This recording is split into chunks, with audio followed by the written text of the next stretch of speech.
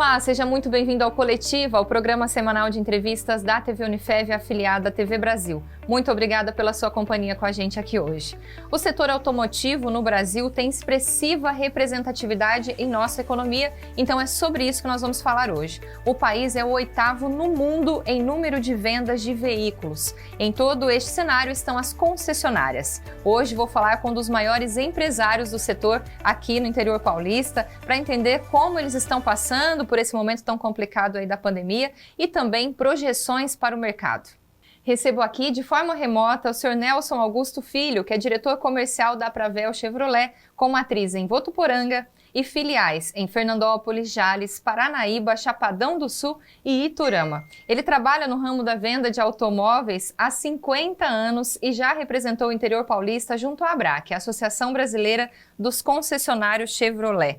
Seu Nelson, seja muito bem-vindo ao Coletiva, muito obrigada por ter aceito o nosso convite. Eu que agradeço, Fabiola, a oportunidade de estar nesse seu programa, no Coletiva, que eu acompanho, vejo outros empresários se apresentando e obrigado pela oportunidade. Bom, seu Nelson, eu gostaria de começar com uma análise geral aí sobre esses meses da pandemia, né? Para alguns setores, eles sentiram de forma bastante negativa, claro, mas outros encontraram aí oportunidades de negócio. Como é que foi para o senhor e para os seus colegas enfrentar todos esses meses de pandemia? Como é que está sendo, né? Vamos dizer assim. Fabiola, no primeiro momento, que isso já é do ano passado, início do ano passado, né? Março é que a coisa se agravou e aí começaram a vir uns decretos de fechamento, de todo mundo parar, todo mundo em casa, e aí foi realmente um banho de água fria todos nós, porque nós não sabíamos como é que ia ser a atividade, como é que a gente ia poder atuar. Nosso negócio não era um negócio essencial, não era uma atividade essencial, e a princípio pusemos todos os funcionários em casa, aguardando o que viria, de determinação, principalmente do governo. Fizemos assim, até que foi permitido que pelo menos a parte do pós-venda, das oficinas mecânicas, voltassem a trabalhar.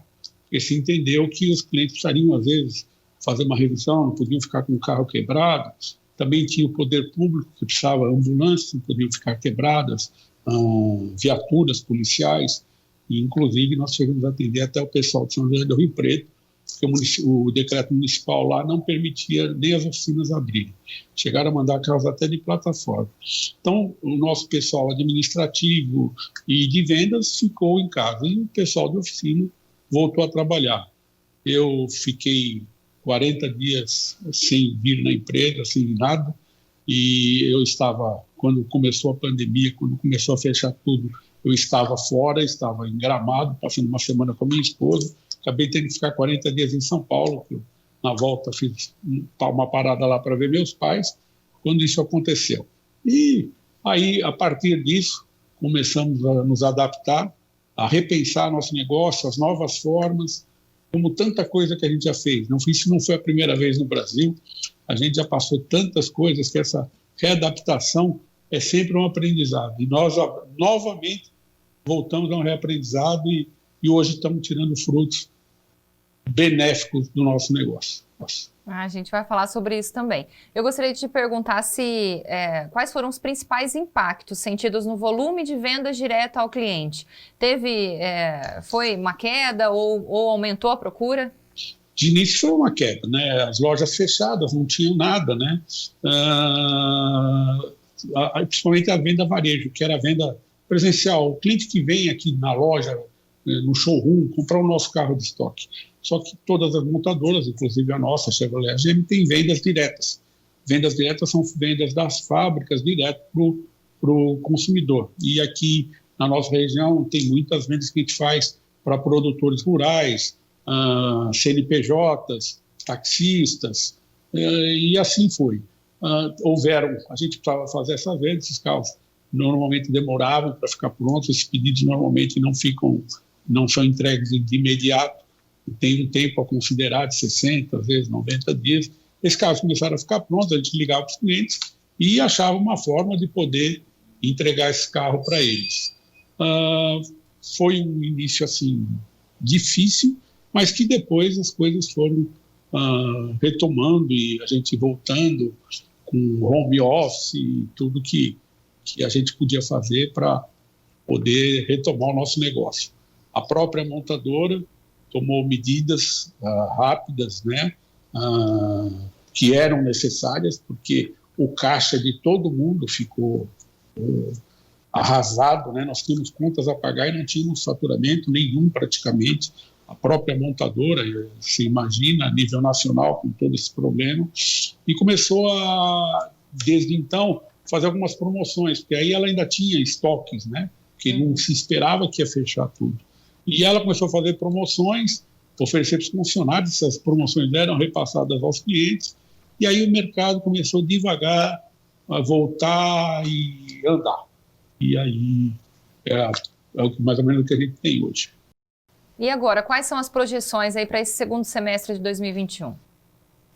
Olha, está uma incógnita, na verdade, né? As projeções hoje estão difíceis de fazer porque nós estamos com falta de produto. Por causa da própria pandemia, desde que isso aconteceu, o aço sumiu, pessoal de borrachas, de pneus, materiais plásticos, muitas empresas que hoje as montadoras trabalham com fornecedores terceirizados e teve algumas que não conseguiram ultrapassar a pandemia. As montadoras estão tendo que refazer todos os negócios deles, arrumarem novos fornecedores e tudo isso está fazendo a gente ter um momento complicado de imaginar. De início se imaginava, o ano passado foram vendidos em veículos emplacados, veículos aqui no Brasil, cerca de 2 milhões. Quando a gente fala veículos, nós estamos falando de automóveis, comerciais leves, caminhões e ônibus. Motocicletas não está nisso. Existia uma previsão para esse ano de 2 milhões e 400 mil, que era um acréscimo de mais ou menos 20%. Até ontem foram emplacados 860 mil carros. Se a gente fizer uma projeção, a coisa não está indo, apesar que normalmente no segundo semestre sempre é melhor que o primeiro, mas já tem consultores achando que nós devemos ficar praticamente com o número do ano passado, 2 milhões de carros. Tiveram alguma preferência mais por carros usados, talvez, por serem mais baratos do que os novos?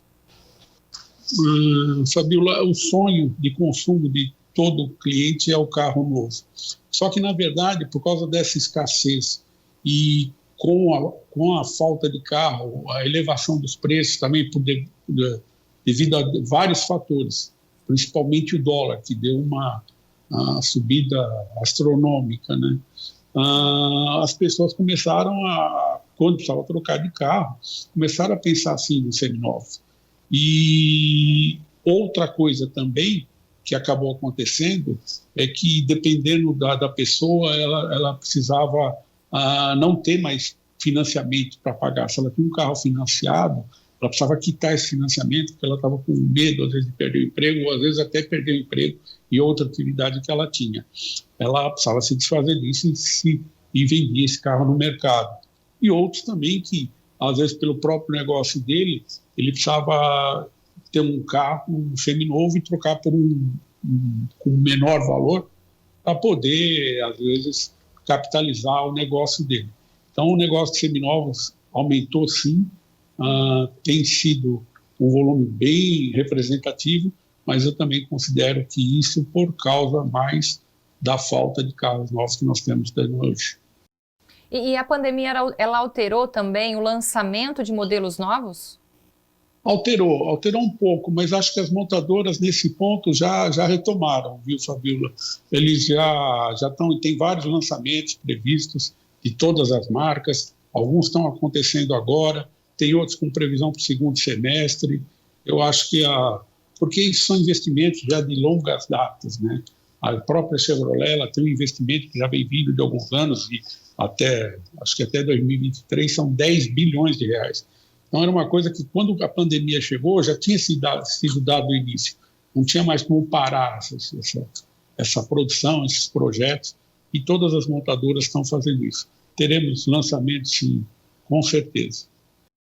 Agora, a título de curiosidade, falando ainda sobre modelos novos, como é feito essa produção, né? O que é lançado no mercado, né? A gente entrevistou outras pessoas aqui relacionadas ao agronegócio e eles disseram que durante a pandemia foi um setor que sentiu de maneira positiva até, né? Eles estão seguindo aí e tal. Então, a força do agronegócio interfere na indústria automobilística? Vocês buscam atender mais esse público?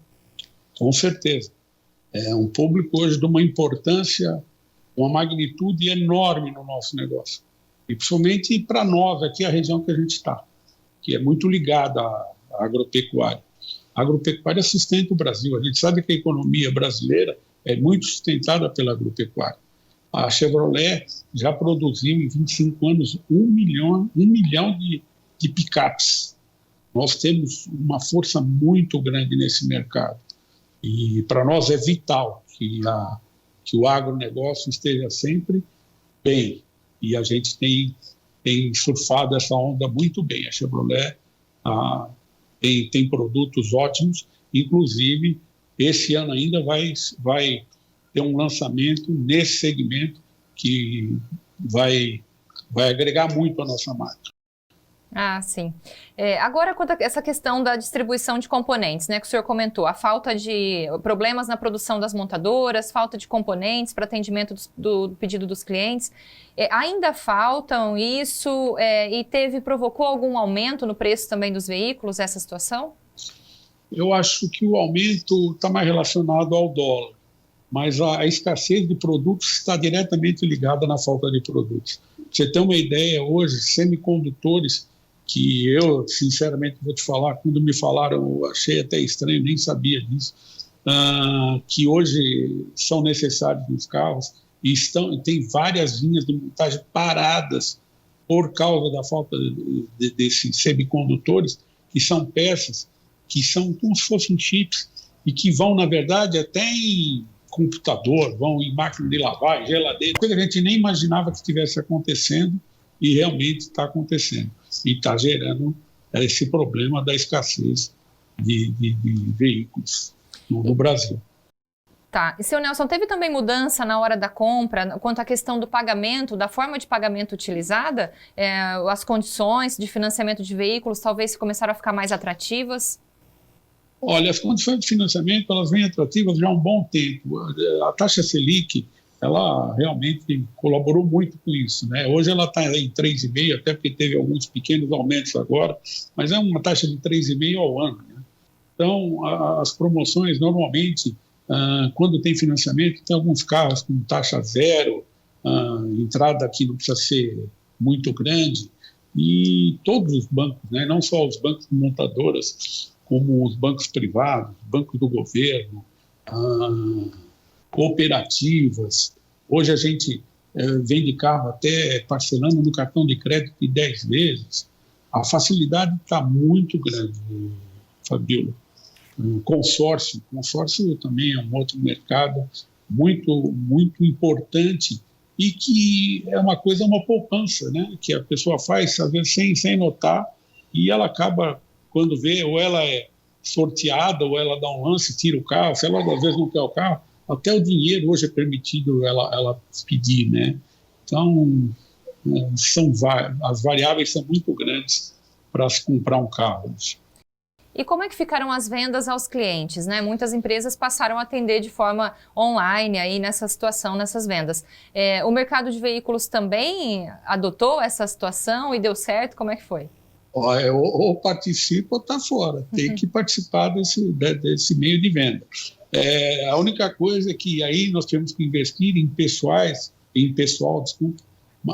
mais novas, que têm mais capacidade de entender os computadores, essa nova metodologia de venda, de trabalhar o WhatsApp, mídias sociais. Às vezes as pessoas com um pouco mais de idade têm dificuldade. Eu vou te falar honestamente que até eu sofro um pouco, mas a gente acabou adotando essas medidas. Hoje a própria GM recebe leads de pessoas que entram no site da Chevrolet, perguntando qualquer coisa, isso vem um lead para nós, para a gente contatar esse cliente, oferecer o que a gente puder oferecer, e tem já nós praticamente o ano passado e esse ano nós devemos estar com 10% mais ou menos das nossas vendas sendo feitas dessa forma. Que bacana. Digital. O senhor está aí há 50 anos no mercado, né? Como é que está sendo, então, perceber tudo isso, né? Acabou acelerando uma evolução, né, seu Nelson? Vai ficar aí, essas facilidades vão ficar, o senhor acha?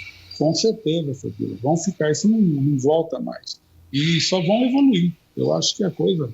Eu, 50 anos, nossa, já vi bastante coisa, né? Não tinha nada disso, tudo é novidade, mas o que é gostoso é essa adaptação, essa coisa nova. Isso que me faz me renovar a cada dia, porque eu gosto do que faço. Tenho a sorte de fazer o que eu sempre gostei de fazer. E esse aprendizado é ótimo. Me dá uma adrenalina. Eu, às vezes, me pego tomando banho e pensando como é que vai ser, o que a gente vai poder fazer. E a gente faz com a ajuda dos nossos colaboradores aqui. É muito interessante. Isso é a nossa vida. Quais têm sido, então, os principais desafios do setor quanto à gestão do pessoal? Porque a gente sabe que não é fácil, né? O senhor comentou mesmo, às vezes algumas empresas tiveram que reduzir a equipe. Como é que foi para vocês? Fabíola, no primeiro momento a gente ficou preocupado com isso, porque a gente também entendia que todo mundo tem famílias. Nós hoje temos um pouco mais de 80 funcionários, e são 80 famílias que a gente sabe que contam com a gente também. Então, eu e o Luciano, que é meu sócio, meu filho aqui, nós ficamos assim, preocupados e colocamos eles em casa, fizemos tudo que era determinado. E não tomamos nenhuma medida de dispensar ninguém nesse primeiro momento. O que aconteceu é que depois, por alguns fatores, alguns funcionários acabaram saindo, solicitando saída da empresa, e aí o que a gente fez por gestão, até porque o volume caiu, né, o volume diminuiu, é que a gente tem evitado contratar. Só contrata em extrema necessidade mesmo, e esperando a retomada, que ela vai vir. Só que hoje a gente tem que fazer as coisas com muito pé no chão para poder esperar passar essa pandemia, que, na verdade, a gente achava que esse ano já ia estar melhor, mas, infelizmente, ainda não, já estamos achando que isso vai para o ano que vem. O senhor já foi vacinado? Está tudo certo? Fui vacinado, as 2 vacinas já tomei, agora estou aguardando só a minha esposa ser vacinada, meus filhos. A gente quer que todo mundo, não só a família da gente, mas que todos os funcionários, todas as pessoas, o mais rapidamente possível, sejam vacinados e que a gente seja uma parte da nossa história essa pandemia, só isso. Além da vacina, né, seu Nelson, eu gostaria que o senhor falasse quais são as principais reivindicações do setor junto aos governos. Olha, hoje, Fabíola, uma das coisas que eu acho que o governo tirou e era um setor que a gente estava vendendo muito carro, bastante, principalmente aqui na nossa região, que era o mercado para PCD. PCD são pessoas com deficiências, que na verdade são deficiências até então que o governo aceitava na lei, eram deficiências às vezes de um problema de coluna, uma hernia de disco, uma fratura de braço, era extensa o número de doenças que a pessoa podia ter. E com essa questão, os clientes podiam tirar carros com várias isenções de impostos, principalmente IPI e CM. O valor era limitado a R$70 mil.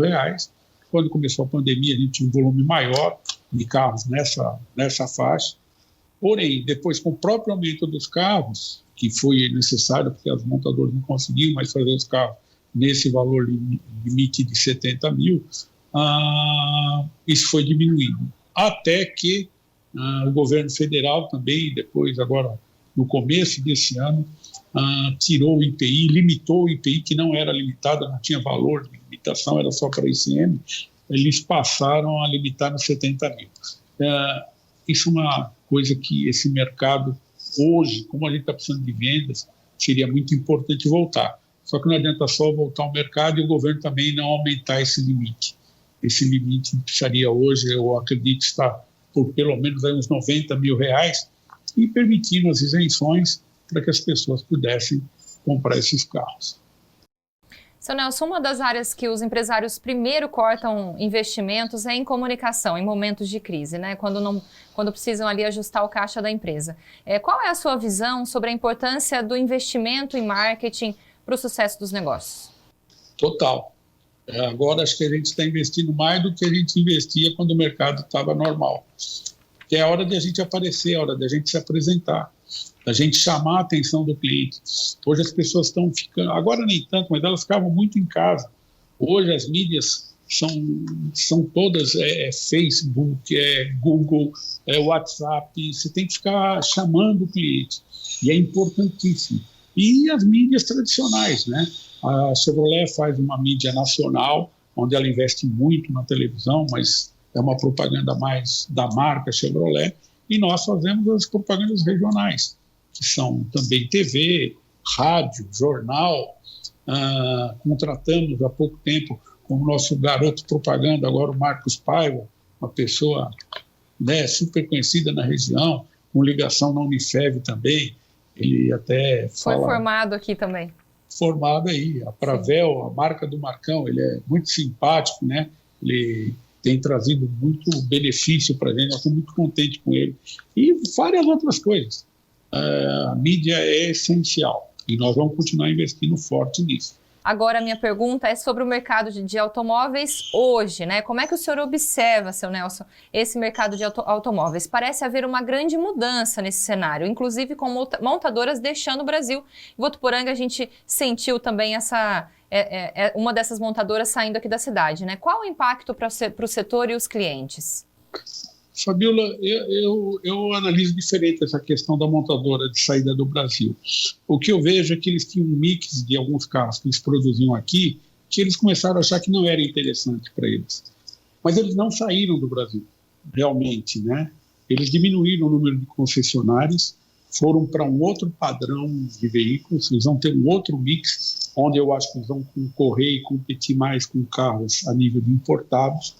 Mas eles não saíram do Brasil. Eles mudaram o foco, vamos dizer assim, de atendimento.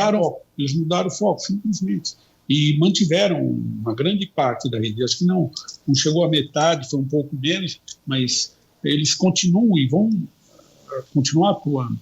E as outras montadoras estão todas elas mostrando aí vários investimentos. E não só falam dos investimentos, como você vê pelos próprios carros de lançamento. Então, eu vejo esse futuro assim, bem promissor.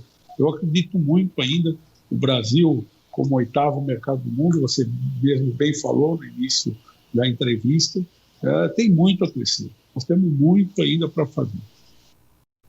E agora falando nessa novidade, né, que é o carro elétrico, né, seu Nelson, como é que é isso? Como é que o senhor enxerga o futuro do automóvel aí? O senhor observa grandes mudanças mesmo? Daqui a pouco a gente vai começar a ver carros elétricos por aí? Sim, Fabiola, é a tendência. É o começo, é uma coisa já não tão embrionária, né? Já passou dessa fase embrionária, já é uma realidade, só que ainda é uma realidade que a gente pouco vê. Mas eu já tive a oportunidade de andar num carro elétrico, é totalmente diferente. Eu acho que é o futuro da gente. É diferente como? Como é? Conta pra gente. É um carro silencioso, você nem nota que está ligado, você acha que você está com o carro desligado. Nós vamos se readaptar a dirigir, né? Quando você freia o carro, ele reenergiza a bateria. Tem um sistema de câmera, por exemplo, o carro que eu andei foi um da Chevrolet, na realidade, um sistema de câmera onde você vê o carro todo de cima. Quer dizer, a coisa é muita evolução, A gente que já viu, eu vi carro de carburador, não tinha vidro elétrico, não tinha nada, né? E os carros hoje, já estamos falando de carro elétrico e pelo que eu sei, até 2035, a União Europeia, ela, por lei, já não vai mais ser possível ter carro a combustão.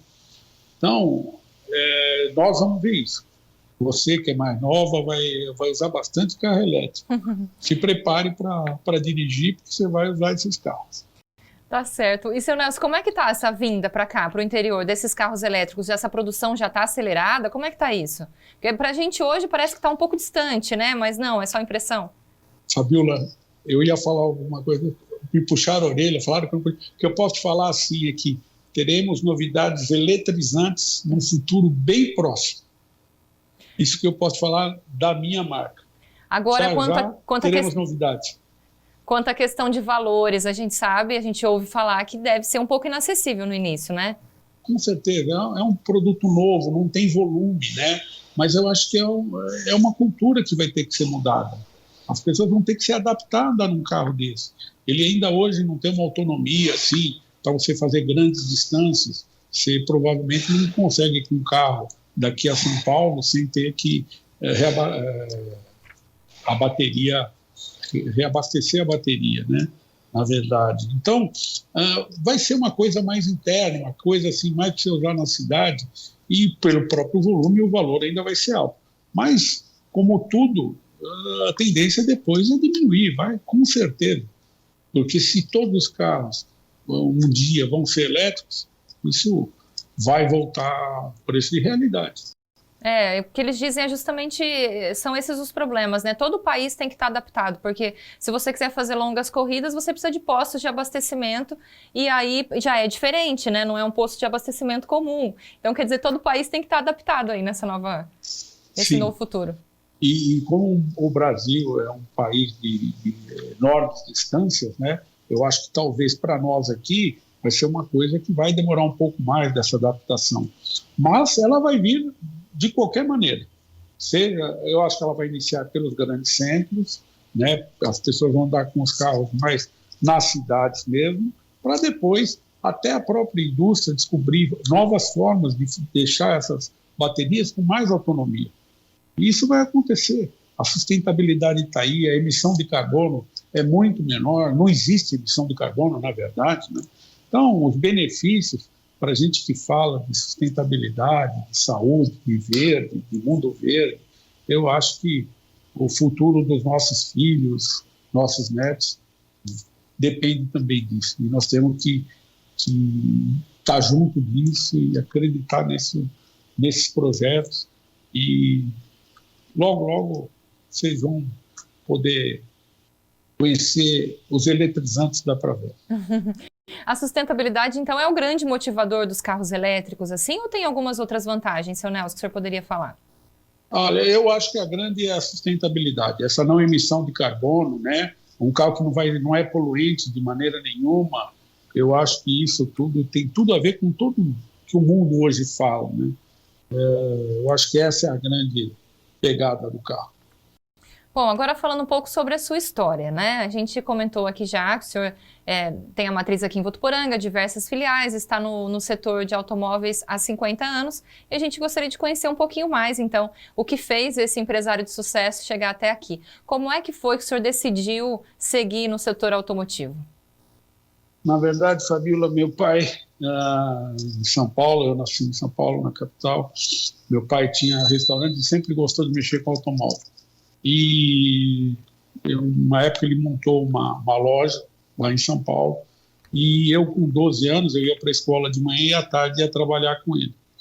E aquilo penetrou no meu sangue de uma maneira que eu cheguei até na fase escolar a entrar numa faculdade de engenharia industrial, que foi a FEI, mas eu era tão vidrado e tão determinado a trabalhar com automóvel, ter minha vida própria, ser comerciante, que eu acabei abandonando a faculdade no segundo ano e falei para meu pai, o senhor vai me desculpar, mas eu quero trabalhar, eu quero fazer alguma coisa com automóvel. E assim foi, fiquei uns anos até que em 81 eu consigo comprar uma participação numa loja lá no centro de São Paulo.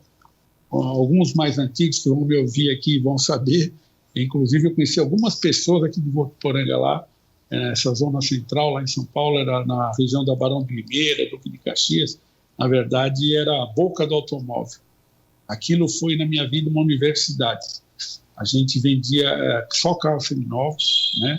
Mas a gente vendia para o Brasil todo, era uma coisa impressionante. O pessoal do Sul vinha de carreta buscar carro usado naquela época. Não tinha feira livre do automóvel, não tinha nada. Eu, com uma loja onde cabiam 9 carros, se fechasse as portas da loja. Teve um mês que eu vendi 220 carros naquela época. Era uma rotatividade assim impressionante. Aquilo era... E aí foi até que em 94, por uma outra questão, que é quando eu começo a vir mais aqui para o interior, eu compro uma participação numa concessionária Fiat em Monte Aprazível. E em 96 eu consegui a bandeira Chevrolet também lá em Monte Aprazível. Aí eu me desfaço da Fiat e fico tocando a concessionária Chevrolet.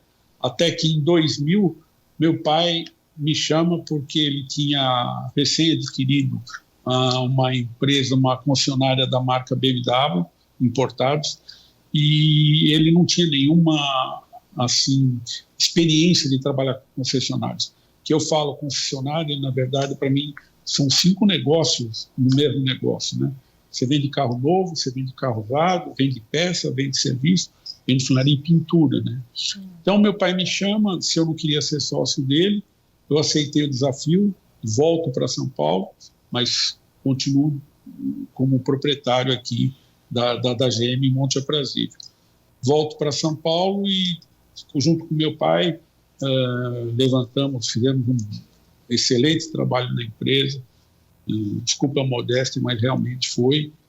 Nós chegamos há 13 anos, a empresa se chama Agulhas Negras, muitos conhecem. Ela, inclusive, fica lá na 23 de maio, em São Paulo, em São Bernardo, na 23 de maio. Há 13 anos, ela é a líder de mercado de vendas de BMWs, não só no Brasil, como na América do Sul. Porém, quando chegou em 2011, eu decidi que eu tinha que tomar um outro rumo na vida. Eu já tinha aqui a Chevrolet, e eu esqueci só de falar que em 2007 a GM me propõe para eu trocar Monte Aprazível pela operação aqui de Votuporanga, que na verdade vai até Chapadão do Sul, como você também já relatou aí. E eu, como era um crescimento, eu achei interessante e fiz isso. Aí em 2011 eu pego e resolvo deixar a BMW com meu pai, me desfiz da sociedade lá e venho para cá e trago meu filho Luciano, até porque a gente conseguiu agregar todos os nossos negócios. Nós temos uma propriedade rural aqui em Álvares Florence, que quem mexe, quem gosta, quem me ajuda a tocar, quem toca, na verdade, ele me ajuda aqui na Pravel. Quem toca 100% da propriedade rural é o Luciano. E a gente está aqui até hoje, feliz da vida. Estou há 10 anos morando aqui em Votuporanga e não penso de maneira nenhuma em sair daqui. Eu gostaria justamente de perguntar sobre isso. O senhor está aqui nessa região já faz esse tempo, né? E está aqui em Votuporanga, também tem essas filiais em Mato Grosso do Sul, em Minas Gerais. Como é que o senhor vê o desenvolvimento de toda essa região aqui do nosso interior? A expectativa é ótima. O progresso a gente vê, né? Aqui a gente tem um comércio forte, nós temos uma indústria forte e estamos atrelados à agropecuária. Isso é importantíssimo, são 3 bases importantíssimas da nossa economia. E a gente estando aqui, a gente consegue atuar muito bem com tudo isso. A nossa operação começa aqui em Votuporanga, você vê, vai até Chapadão, são 400 quilômetros. O que é bom para nós é essa coisa mesmo hoje do home office, né, que a gente acaba cuidando por WhatsApp, por Spark, às vezes a gente visita as lojas, mas com essa coisa da pandemia a gente até evitou estar viajando mais, e mesmo assim os negócios vão funcionando e a gente está muito, muito contente nessa região. Eu vejo Votuporanga após Rio Preto, depois de Rio Preto aqui, um centro de região, nós atendemos 53 municípios, estamos muito contentes. A gente quer só, se puder, quando puder, aumentar a operação. Agora, quais são os desafios de atuar nessa região? O desafio aqui é acreditar sempre, Fabiola, acreditar. Eu acho que a gente tem que ter foco no negócio da gente, gostar do que faz e não esmorecer, não desistir. Percalços todo mundo tem, a gente tem aqui, nada é um mundo de flores, tem dia que a gente pensa, poxa, como é que eu vou fazer, como é que vai acontecer, como é que a gente vai conseguir passar, e a gente passa. É importantíssimo. Então, eu acho que todos os negócios, todo mundo que está aí envolvido com pandemia, eu sei que tiveram negócios que ficaram mais difíceis, que ficaram totalmente inviáveis porque decretos foram feitos não permitindo, e a questão da vida é primordial mesmo. Porém, eu acho que tem que sempre acreditar. Se precisar recomeçar, recomece. Se precisar subir a escada 1 degrau, suba 1. Se precisar descer 2, desça 2, mas com consciência que depois você vai subir de novo. O senhor participa bastante aqui também do dia a dia da cidade, né? O senhor pertence ao Rotary Club de Votuporanga, é conselheiro da Santa Casa, sócio da Sociedade Italiana, além de participar também do Açari, do Votuporanga Clube. Qual a importância de contribuir com essas instituições aqui da cidade? Para mim é vital, né? Não sou uma pessoa daqui, sou uma pessoa de fora, mas Votuporanga, eu na época que eu estava em Monte Aprazível, eu morava em Rio Preto. Sem desmerecer, mas assim, eu vivi isso na pele. A qualidade que a gente tem de vida, a receptividade que a gente tem das pessoas aqui em Votuporanga não tem igual. Eu consigo identificar isso pelo fato de ter morado em Rio Preto e morar aqui agora. E estar nessas agremiações é assim, importantíssimo, né? São pessoas todas de caráter aí ilibado, que a gente conhece, e é muito gostoso, né?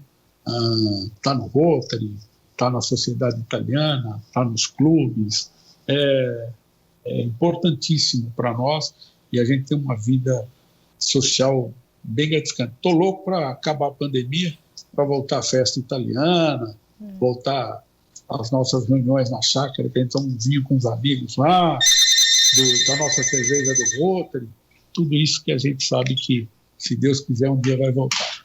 Vai voltar sim, com certeza. Está todo mundo nessa expectativa, né, seu Nelson?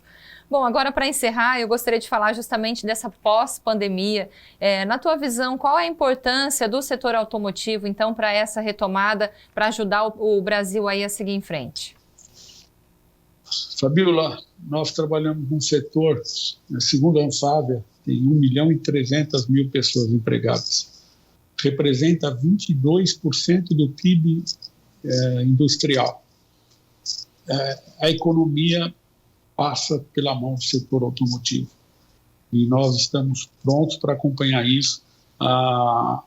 Você ter uma ideia, a capacidade industrial das montadoras no Brasil chega a ser de 5 milhões de unidades. Nós estamos falando esse ano em 2 milhões de unidades.